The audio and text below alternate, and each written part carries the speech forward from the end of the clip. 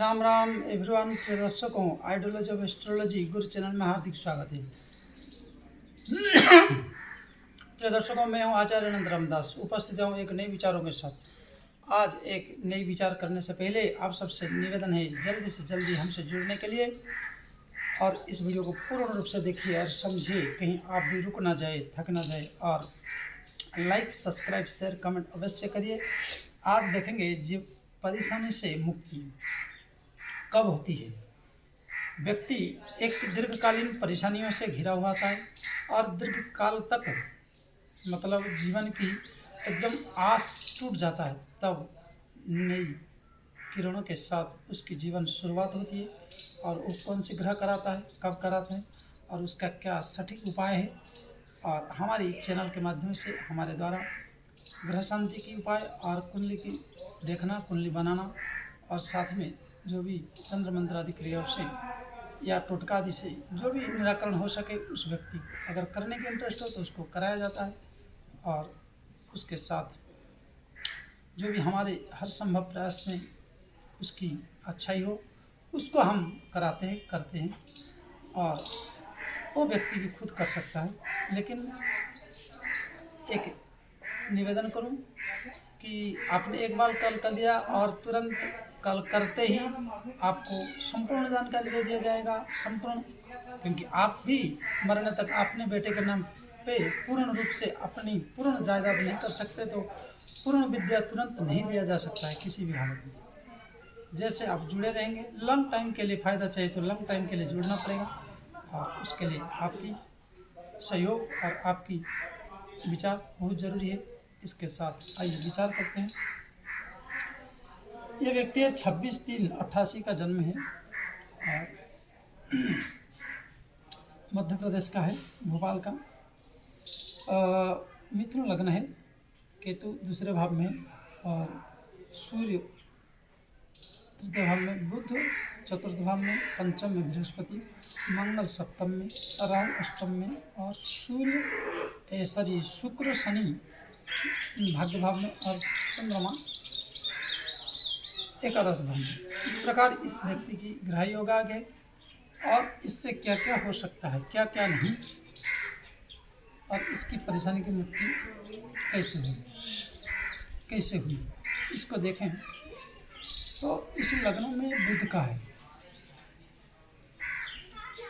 व्यक्ति की सबसे बड़ी बात है कि यहाँ बुध उच्च होने के कारण और लग्नाधिपति होने के बाद केंद्राधिपति दोष भी लग जाता है।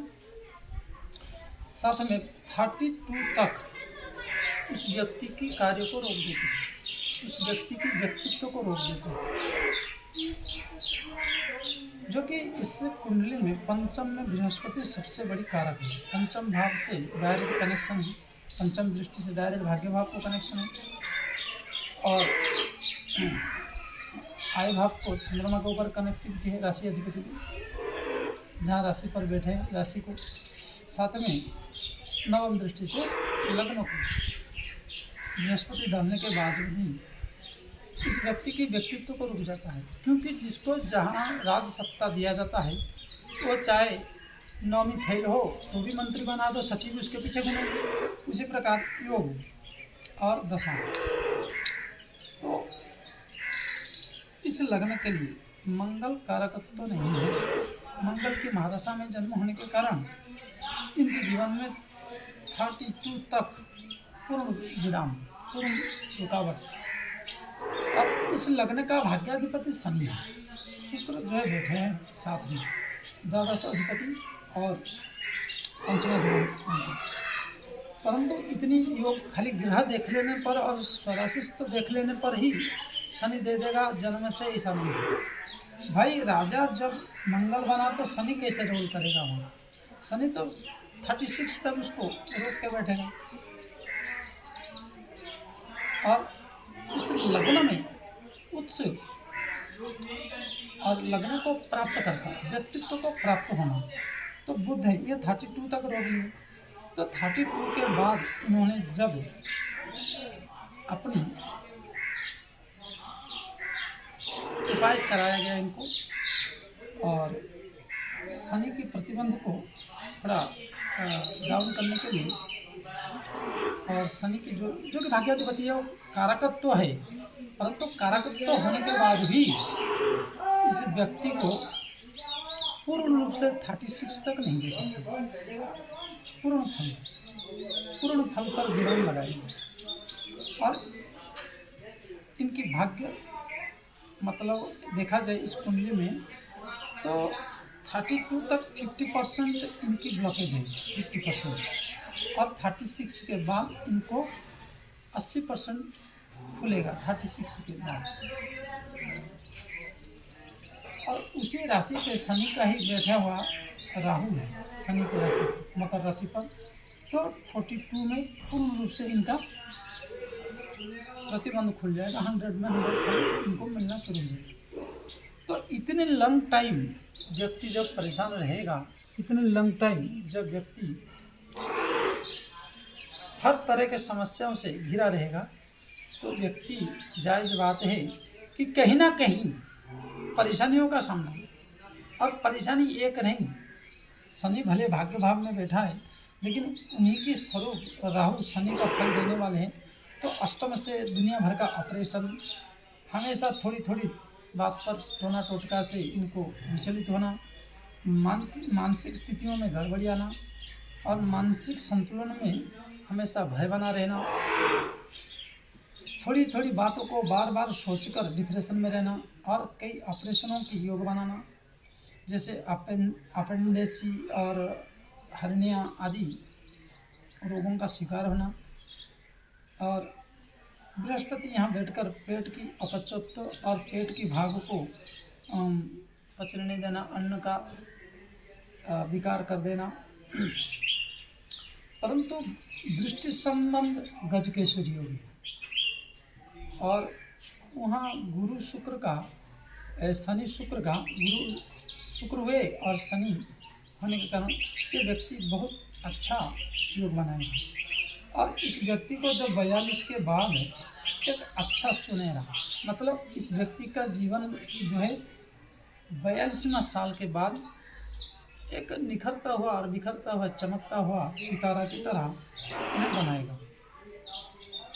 चंद्रमा यहाँ थोड़ा अकारकत्व को प्राप्त होता है, क्योंकि आगे पीछे कोई ग्रह नहीं है, किमिंद्रमी योग से ग्रसित भी हो जाता है, परंतु किमिंद्रमी योग भंग हो गया बृहस्पति की दृष्टि से, अमृतमय दृष्टि के कारण उस किमिंद्रम योग दरिद्र योग से जो, और ऐसे देखा जाए तो दरिद्र तो बना ही दिया, क्योंकि दरिद्र इसलिए बना दिया कि 32 तक यह व्यक्ति बहुत परेशान रहा, और 32 साल के बाद ये भी महाराज बृहस्पति भी कुछ ब्लॉकेज को खोलते हैं, ब्लॉक को निराकरण करते हैं।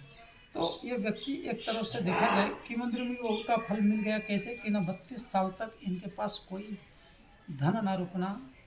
कभी कभी तो इनको ये तक देखा गया कि इनके घर में आटा और चावल का भी नसीब होना, और बड़ी परेशानियों से जितनी भोजन उतनी ही आटा प्राप्त होना, इस तरह स्थिति भी बना रहा। तो ये सब एक आटा ना हो, चावल ना हो, तो उससे क्या व्यक्ति बहुत परेशान रहता है। लेकिन परंतु जब इस तरह परेशान हो जाता है और व्यक्ति तंग आ जाता है, खोजते खोजते कहीं इनको उपाय मिल जाए और कोई मार्गदर्शक मिल गए, तो ये हमारे से मुलाकात हुई इस व्यक्ति ने 2 साल पहले। तो इनकी आज अच्छी कंडीशन जो है शनि का और शुक्र का उपाय कर दिया गया, और इन्होंने काफ़ी मेहनत किया। तो जो राहु को शांत कराने के लिए ये थोड़ा ना शुभ फल दिए ना अशुभ फल दिए, न्यूट्रलाइज हो गए, तब इनको बहुत अच्छा फल मिलने लगा। धीरे धीरे अभी स्थिति सुधार है, परंतु इनकी दुर्योग भी जो बना यह राहु के कारण, इस व्यक्ति की राहु के कारण बहुत परेशानी हुई। राहु ऐसा एक ग्रह की अगर 9, 10 और 11 में बैठ जाए तो बहुत अच्छा फल देता है, और यही राहु अगर कहीं 6, 8, 12 में बैठ जाता तो 42 साल तक उसको तिल तिल छिलता है। हर पल हर घड़ी समस्याओं के दलदल में फंसाकर अब दरवाजा पे एक न एक कोई नई विवाद को जन्म देता है, चाहे वो रोग हो, शत्रु हो, परेशानी किसी भी तरह बनाता रहता है। इसलिए प्रिय दर्शकों, अगर आपकी भी कुंडली में अगर इस प्रकार योग है, आप भी परेशान हैं, इसके निराकरण करा सकते हैं। और उसके लिए आपको कुंडली अध्ययन करा सकते हैं और हमारी जो यथा योग तथा गुरु जैसा हमारे द्वारा योग्य व्यक्ति देखा जाएगा, उसी प्रकार हम भी उसका निराकरण की रास्ता और उसकी निवृत्ति का रास्ता बताएंगे। इसके लिए आपको आगे के और वीडियो पाने के लिए लाइक, सब्सक्राइब, शेयर, कमेंट अवश्य करिए, अधिक से अधिक जुड़िए। और जो है हमारी कुंडली देखने की फीस भी लगेगी, और जैसे आप जुड़े रहेंगे, लंग टाइम फल चाहिए तो लंग टाइम जुड़ना पड़ेगा और उपाय को निरंतर करते रहना होगा।